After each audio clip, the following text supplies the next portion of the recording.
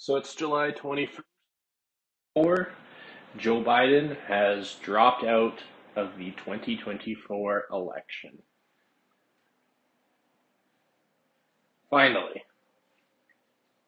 Finally. It only took 67% of registered Democrats to say, we don't want this man. We don't want this feeble, old, demented, 8,000-year-old being. We'd rather a generic Democrat. And I guess it's a good thing that he's out, but it's late as fuck. Trump got his photo op. Um, he had his RNC speech with Hulk Hogan. I think that appealed a lot to Gen X voters, swing voters, because it's all vibes based. And Biden didn't have the vibes. Biden had dementia or Parkinson's or whatever it is. It was a strong contrast between Trump, who's coming off badass, just survived an assassination attempt, shot through the ear, raises his fist, pumps his fist, covered in blood, to a feeble old man, blah, blah, join internet under pressure. So, yeah, I mean, I feel like that's when his campaign really ended. When, actually, I take that back. His campaign ended after the debate. And I don't know how it made it that far. I mean, we had people in 2019 saying, fuck no. Fuck no. This man can't run for 2 terms. He couldn't even run for 1 term. And he couldn't. He couldn't even stay up past 8 p.m. Excuse me.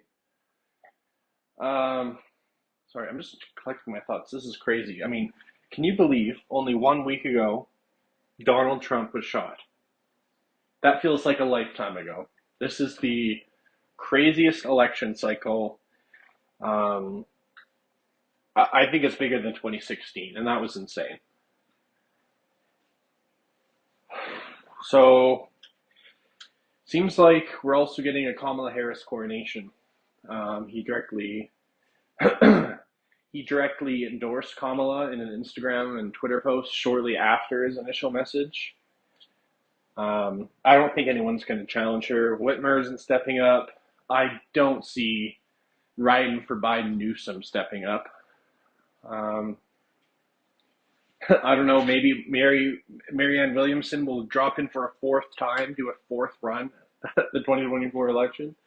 You never know. I like Marianne, by the way. No, she's going to be the nominee. I mean, the only thing Biden could have done to further cement her is actually resign, and she automatically becomes the presidency, automatically ascends. But I saw no way Biden would actually resign, and he didn't. He's going to stay on for the next 6 months. He's going to ride this out. He's going to campaign for Harris, which I'm thinking this might actually be smart for the Dems. I think a full-on resignation would just show complete weakness. I think it would prove everyone's suspicions about his health true. So I think overall it will probably help the Dems if he stays in, but I don't know if they can beat Trump's momentum. I don't know. I mean, she might be able to flip things, new candidate. But I mean, she was still in the administration, and she's not well liked by the public. So I really don't know. I will say here in Alberta in 2023, we had this exact same scenario, and I don't know if this applies nationally or internationally in this case. I might be way off here, but we had Premier Jason Kenney got in 2019, had a horrible run through COVID, got it from both sides, got it from the left and the far right, saying loosen COVID restrictions. And the left wing was saying, hey, you're not doing enough. Our hospitals are overrun. So eventually, this led to his ousting, and far right Premier Daniel Smith got in 2022. Sorry. And in 2023, we had Rachel Notley, who was premier from 2015 through 2019, leader of the NDP. Overall, very disliked, I'd say. Very disliked by the general public. She did her 4 years, which can't be said by any other conservative premiers, but she's generally disliked. And I can't help, and then I'm losing track. This is just so insane today. She then ran again in 2023 after losing in 2019, and she lost again to Danielle Smith. And people and all the polling was showing all the way up that it was going to be an NDP sweep while Kinney was in. But then something happened. When he dropped out after the leadership vote, it switched. It totally switched, and the UCP started gaining ground, and they pretty steadily were held above the NDP for months until they won. I mean, there was a little bit of back and forth, but I mean, the overall polling was showing, maybe 45% chance of NDP winning to a 55% chance of the UCP. So I say all this to say, maybe there's something here. Trump in America is pretty disliked. I mean, his approval rating sat, anywhere between 33 and 45%. I mean, those are not great numbers. Biden had even worse. So that's great that he's dropped out. But these abysmal polling numbers just show Americans do not like their politicians. They did not like the Trump presidency.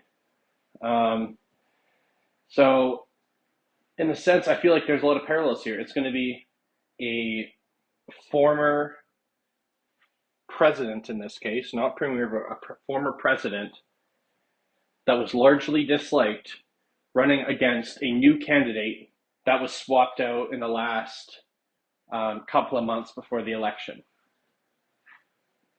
And I don't know. I could see this trend going for the states, because you could say Kamala is VP, but she never led. She never led the party.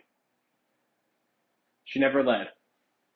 So I would say she'd still be considered maybe fresh blood, new blood. And Trump could be seen as a person that would regress the nation, take them back to a time where he'd call dictators Rocket Man over Twitter, instability, tariffs on other countries. So overall, I'm thinking it's a 60% chance of the Trump win and a 40% chance of a Harris victory. But if there's any Albertans in the comments, I'd like to get your input. Do you think that this is a valid analysis? Do you think this is irrelevant? And I'm really curious who is going to win this election. I mean, as bad as the Democrats are, Project 2025 would bring more fascism to the United States. And more fascism is just more fascism. It's just more bullshit. It's more evil. So, whatever the generic Democrat will have to do. Hopefully hopefully Americans can start pushing their Democrats a lot further left. I don't know, man. We'll see what happens.